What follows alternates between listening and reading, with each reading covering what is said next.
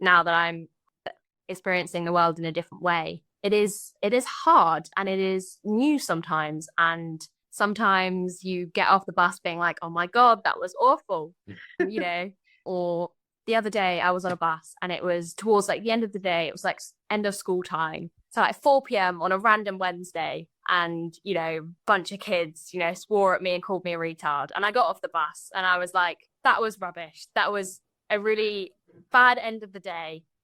But you know what? You just have to learn to shake it off sometimes, which is rubbish because that shouldn't be your responsibility. But if you let every small thing get to you, you're never going to be able to get through life. So sometimes being able to laugh it off or be like, you know what? They don't know what's going on and that's fine. I do.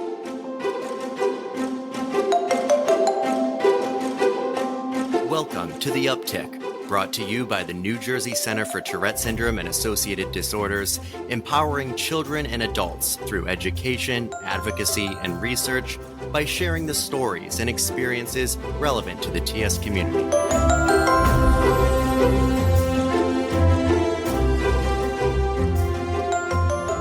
Because you've had a very complex case of Tourette, you know, and getting, like I was reading on your site, writing about having pretty much full body tics and your whole body's in movement.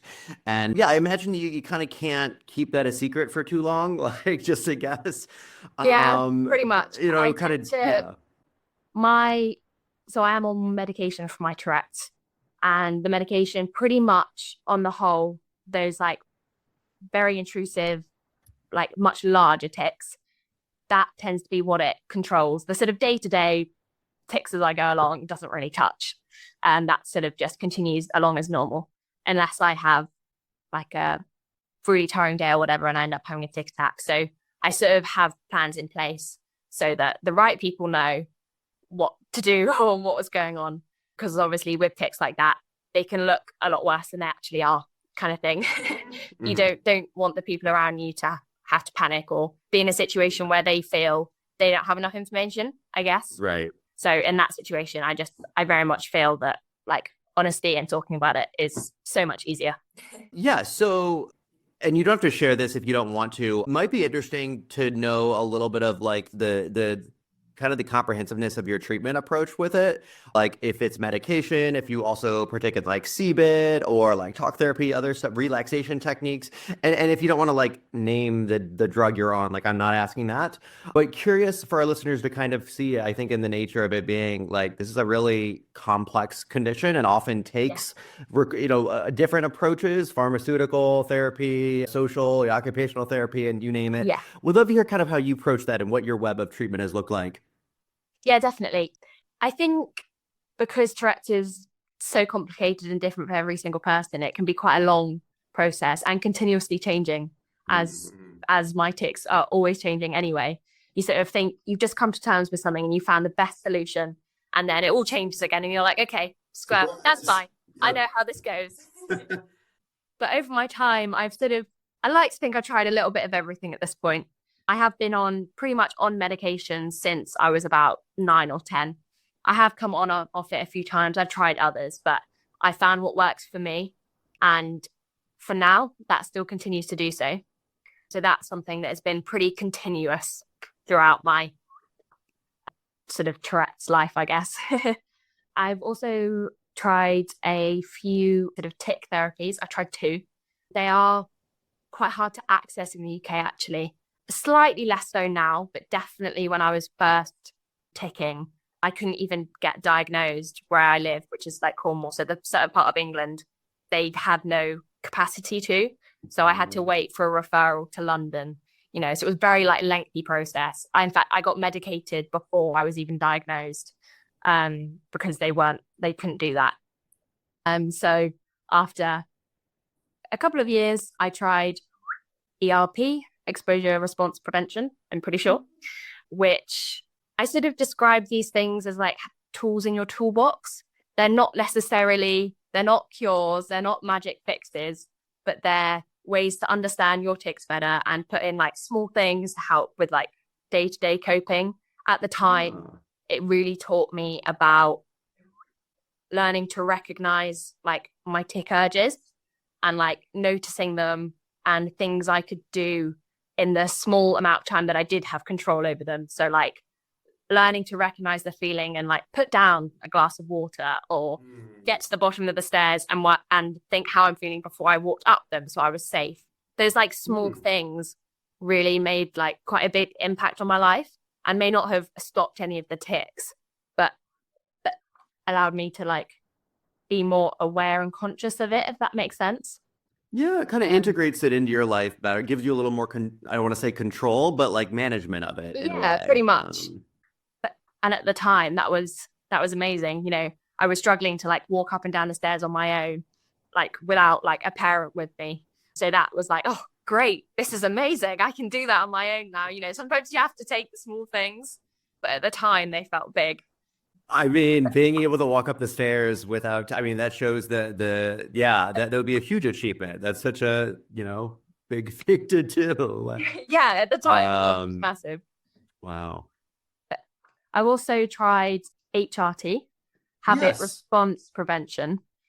Weirdly, at the time that I had this, I was struggling with tics that actually were quite hard to apply to this therapy. So I'm sort of going to generalize it quite a lot here, but the general principle of it is that you find sort of competing responses to the tics. So like I have a tic that I feel like I need to punch the wall, do things like put your hand in your pocket or like hold your arm with your other hand, things to physically put a slight block on it and to hold yourself until the sort of tic goes away kind of thing. Obviously, it's probably a lot more complicated than that, but that's sort of how it worked. At the time, I was struggling with quite a lot of like neck tics, eye tics, things that they were going, it's a bit more challenging. But even if at the time it wasn't able to be super useful, once you've learned how these things work, you can then sort of learn how to apply them by yourself in the future. So again, just one of those small things you can add to the toolbox for the toolbox of tools to use. And to our listeners, we've had a number of CBIT practitioners and HRT. I guess there's on the podcast have spoken, and I should note there are some differences in just the terminology here. We're seeing like the states and versus the UK and some of the terminology. Like you said, HRP, habit response prevention, and actually I'm ignorant on this. We might say that here. I hear more habit reversal training, or like it's a kind of a subset of like therapy. With therapy, like there's deviations or variations of it, and then also the finding a competing response is one of the parts of CBIT that a lot of people do. But they will interlink a little bit. A lot of it's the same, same ideas, just different names we put on it. But glad to hear that's been something you've been able to integrate into your life and find value in. A lot of people do, and I think. I encourage them to do that because like we keep saying, it's a trial and error process to find out what works for you. And then also this stuff is hard. It takes time. I remember trying CBIT when I was a kid and I honestly kind of gave up. I was trying it at a very particularly stressful time of my life when I was dealing with some depression and school was really intense. I was in 8th grade and a lot was going on, but definitely not easy. You have to test it really hard. It takes, and I think that's why they recommend students here at least do this over the summer or something when hopefully at least they don't have as much going on, but because it's a lot. And I think we have to acknowledge that like, I don't know. This is a lot. It's hard. It can be hard to do for a lot of people, and keep pushing through it. And if you find you're trying something and not getting results, give it its due. Give it the time that your professional, your therapist says. And beyond that, then be open to trying new things because there's a lot out there that can help. I mean, we mentioned you and I just chatting before the call. We mentioned both of us kind of coming up on stumbling on Botox for tics. You were considering it, but some challenges with finding a provider around you. I did this during the pandemic for a really vicious teeth grinding tic, and I can say that it literally saved my teeth. I was grinding my teeth viciously hundreds of times a day and chipping them, and I was like, this is going to be a problem. And one dose of Botox in my jaw, a night and day difference. I would say at least a 90% decrease in that tic. And it was weird. It made it so like it took away the premonitory urge for me, at least. It drastically got rid of that, even the urge to do the tick. Yeah. And then if I would do the tick, my jaw was a little weaker and I like couldn't do it that well. But which oftentimes like that can actually trigger a new tick because then you're like trying to satisfy the urge and trying to make the tick. But it didn't. It's like at my brain or something, I was just like, I didn't care. So I had a lovely experience with it, but long story short, there's tons and tons of tools out there, and your website does a great job of listing some of the ones you've tried that have worked. Chew toys also work well, or the chew necklaces. I feel like Any fidget toy. You know, we love toys, we love fidgets, we love. But that also was good in the meantime while I was waiting for the Botox scheduling, was just to like chew on something else instead of my teeth. And also kind of help with my vocal tics a little bit too, which was interesting. But, you know, chewing gum, find what works for you, I think is kind of the answer here. Now, you mentioned that your tics still continue to evolve, they change. Have you found, like, I'm so eager to ask you this question in like 5 years or in 10 years, but like, have you found that that is still the case, that, you know, even in the last year or two, as you've gotten into adulthood, or do they still change a lot? I'd say they do change a lot. I feel like I went through a period more sort of my early teenage years where it was the change was slightly more dramatic. Like I definitely went through years of it being a lot harder and it sort of staying more like that for prolonged periods of time. I'd say now that I'm slightly older, it is sort of, there are lots of new changing things. But if I'm honest, sort of my Tourette's has changed so much over the past, you know, basically my lifetime, that pretty much had most of it. Not there isn't much that is completely new anymore. We're getting boring. Don't say it too loud. Your mother Tourette in your brain will be like, I heard you. You're going to wake up with a new tick tomorrow. Yeah, I tend to go, what I do notice is that I tend to describe my Tourette's instead of waves, where there's like the larger, bigger curves of waves. And within that, there's like all the small ones, like the daily, the weekly, and there's like much larger curve. And within those like smaller dips, I often go through like phases of sometimes being a lot more vocal, sometimes not being vocal for like a month and being like, whoa, this is weird. And then the next month, I can't stop talking, or I can't stop ticking verbally. So in that way, it still changes a lot. But I'd definitely say that there isn't much that is brand new anymore, I'd say. Makes sense. Yeah, you do, you know, kind of have seen a lot of it by the time you've had it for a number of years, and it still can change and often does. But at the very least, I think you're kind of used to dealing with it, if that makes sense. You kind of know what you got to do. You know your body, you know, like, okay, this is what it feels like to get a new tick. Like, yeah, I think a big thing that I found is like, it gives you so much resilience. You've got to think outside the box. You get something new, it changes their life overnight. Right, how are we dealing with this today?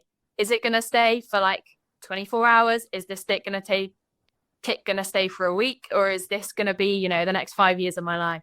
I think you sort of have to very much learn to take it day by day and work out sort of what you're going to do to help yourself out in that moment, which I think that in my more early years was really frustrating and like so upsetting at times. But as you get older, it's, you know, something changes and you're like, oh, okay, you know, what are we going to do with this now? But that resilience is like something that I think that it's good to sort of recognize and be like, yeah, I knew, like, I'm going to find a new way to deal with this. I'm going to pick myself up and, you know, work it out.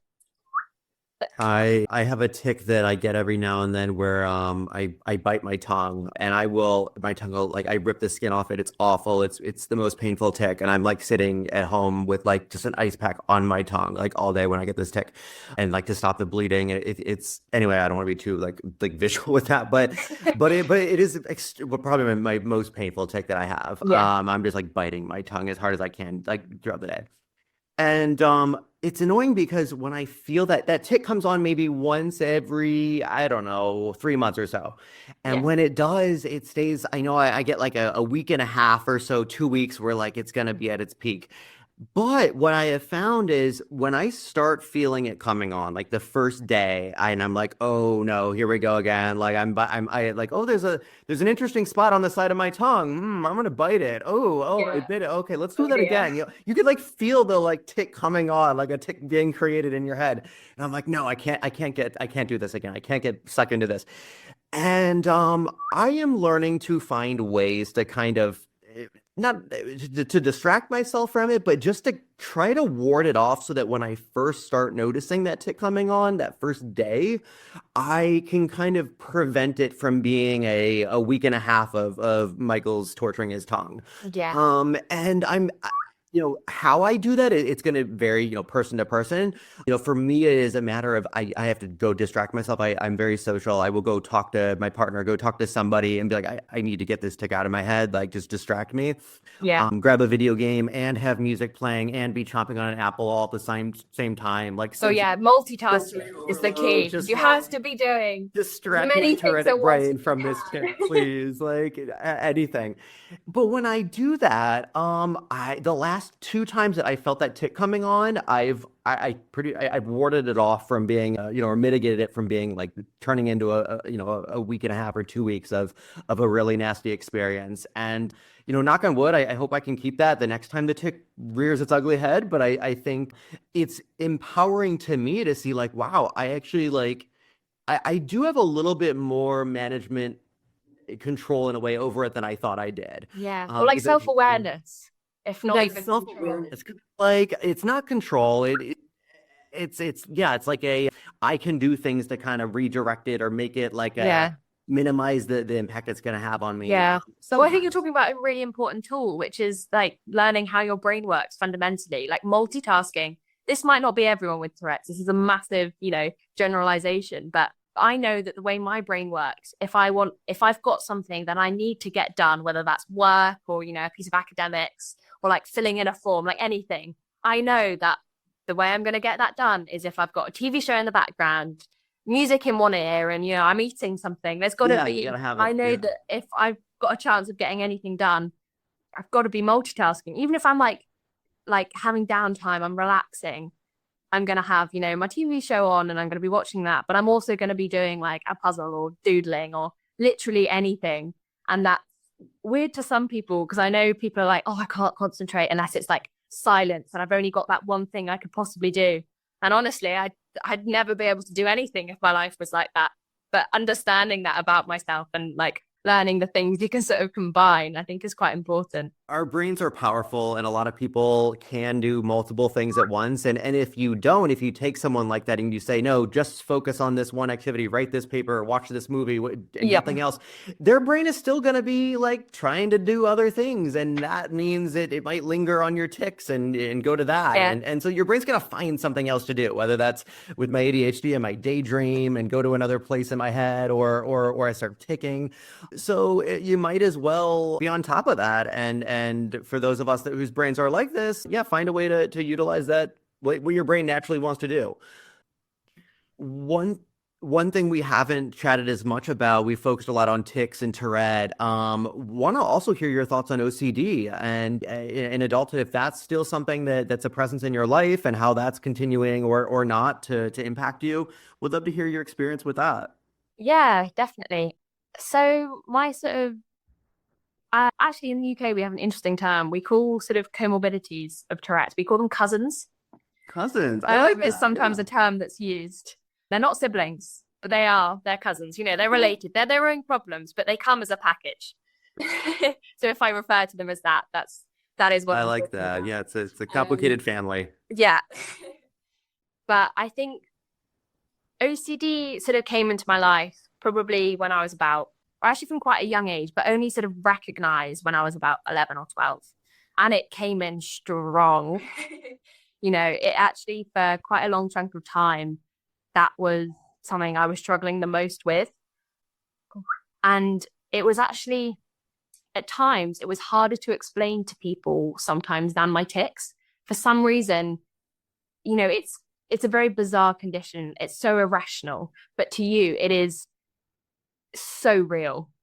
So intuitive. Yeah, it feels just your reality. And you can know that, like, I know that if I turn this light switch on and off, like, I know in reality, no one's going to die. Nothing bad is going to happen. But that part of your brain that's telling you that something is so massive. Mm-hmm. And that for someone that has no idea what you're talking about is bizarre. And I totally get that. but was something that really ruled my life for quite a long time. But I was lucky to be given CBT therapy for it. And one of the hardest things I've ever had to do was that, I think. It was hard work and slightly grueling at times, but it paid off so well for me personally. It was amazing. I haven't experienced my OCD in the same way since. I find myself still having the thought patterns. So I'll realize that I've like tried to sit in the same chair a few times, but now I'm like, oh, that's a bad idea. I'm not going to do that. I'm going to make a point of sitting somewhere else.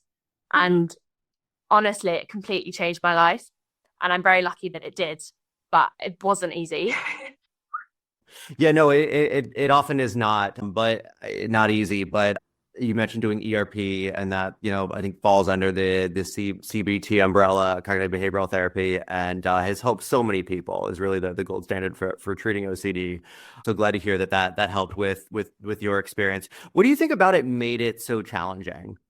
I think that because of the nature of OCD being so, although it's so irrational, it is so real to you and often quite distressing. Like the thoughts behind it, they're not nice. Whatever the obsession or the compulsion is, you're doing it for a reason that's often quite negative. You're doing it because you think something bad is going to happen, whatever that thing might be. And everything in your brain is telling you the opposite, is telling you need to do this thing because otherwise something bad would happen. So trying to go against that at first, especially, is immensely difficult and sort of does feel like the world's going to end. But it's just knowing that over time, it gets so much easier. You start with the small things and you sort of work your way up. And eventually you don't have to think twice. And knowing that like that freedom that you can get from that is amazing. But it's definitely a mountain to climb. It is, and one that's best started as soon as you can. I recommend this stuff for children. I was diagnosed with Tourette back in, what was it, like 2003, I think. And I was, about 8 years old. And I just, to see how far we've come in terms of what's out there now. I sound like such an old person who says like, oh, when I was a kid, we were, It was true. It's so fast moving. Comes up a lot on these episodes because I find we often talk about just like the stereotypes of Tourette and how that's evolved. How often now I mention I have Tourette, like when I disclose, and they reply to me something like, oh, what are your tics? Or like, oh, my cousin has that, or my so and so.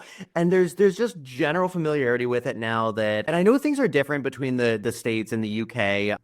I actually had 80 on my podcast. He was one of the first people I had on like a year or so ago. And he spoke a lot to this on a lot of the work being done there to address stereotypes around, the coprolalia and all of that, but generalizing that to everybody. But yeah, I think we have seen a lot in the last 10 to 20 years in terms of treatment resources and getting that out there. I think now there's still an issue of access, teletherapy, telehealth. Like we're really trying to bring these things that we know have helped a lot of people, get them into more households and increase access to that is very key. But no, like it's reassuring to me and it makes me hopeful because I have honestly seen progress, and it's a testament to all the great people working in this space and doing the little they can. Would love to hear a little bit about your future plans. So you're a first year student in percussion, studying in London, and what's the 5-year plan, Wilamena? What are we doing? Oh, 5-year plan. That's too stressful. This is supposed to be a conversation. Just what would you like to do?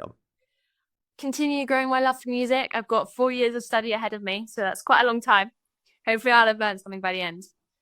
I think, if anything, moving to London has sort of taught me that although I may come across as, very comfortable and confident about my tics and my Tourette's, and I am if you catch me on a good day, it doesn't mean that when I'm on the bus or the tube heading into college that I feel like I need to suppress or I get self-conscious or I get comments, that is still sort of part of my life, but that hopefully now that I'm sort of out in the world will start to become more normal and sort of my hope for myself is that I can continue to embrace it in sort of every aspect of my life, I guess.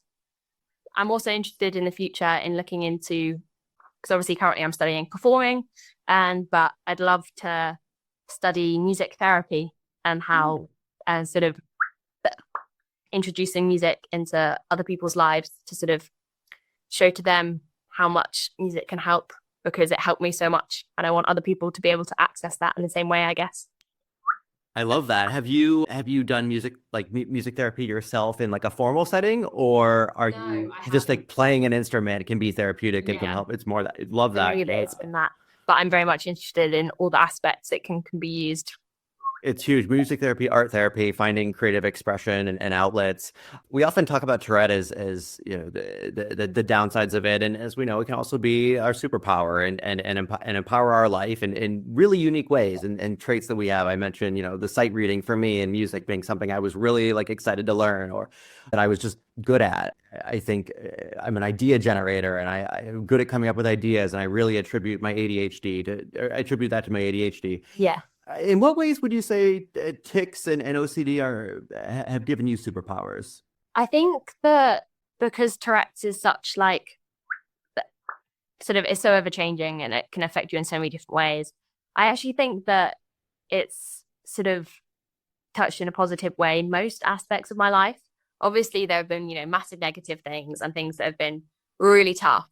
I think that, socially it's, helped me to become very sort of compassionate and empathetic, and I'm very interested in, advocacy for personally Tourette's, but that, that applies then to other things, and advocating for anything I believe in.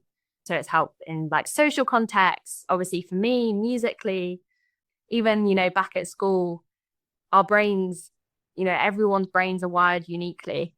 But I think especially with Tourette's, once you harness what that means for you and sort of working out whether that means that you're going to think outside the box, or that your ideas are going to be like really free flowing, or there are so many different things that might mean for you, and sort of learning how you can then use that to your advantage, I think. But it's quite a big thing. Huge. I think everyone's different, and finding what works for you is critical, and finding how it uniquely benefits you is a big piece of that, like self-discovery, self-learning, because it could also surprise you in a lot of different ways that you wouldn't expect. Any advice that you would give to recently diagnosed people with Tourette syndrome? It's such a broad question, but I ask everybody this, and just to hear what comes to mind. Anything about tics, Tourette, OCD, neurodiversity? I think I've got something. I think the moment that I fully embraced my tics and my Tourette's, and it took a good few years in my case, I think the quicker you can manage to do that and feel fully comfortable in it, the sooner you can fully start to enjoy your life.